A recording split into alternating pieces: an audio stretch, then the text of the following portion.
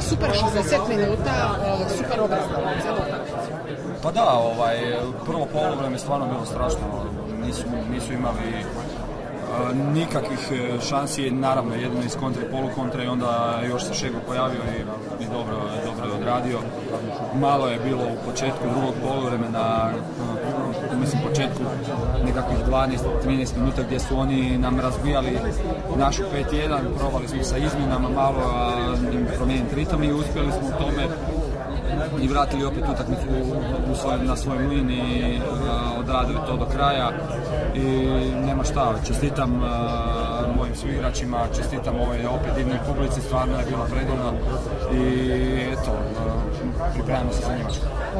Što reći u biti o Njemačkoj više manje? Igrali smo toliko puno puta, znam da je ovako uvijek volite reći utakmica po utakmica, ali kako pratiti Njemačku? Pa dobro, sad je sljedeća utakmica, tako da o njoj možemo razmišljati.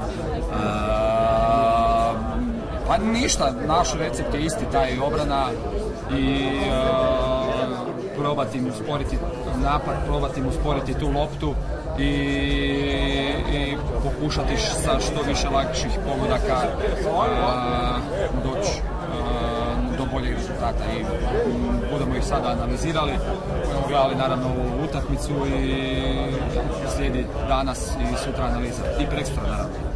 Hvala puno.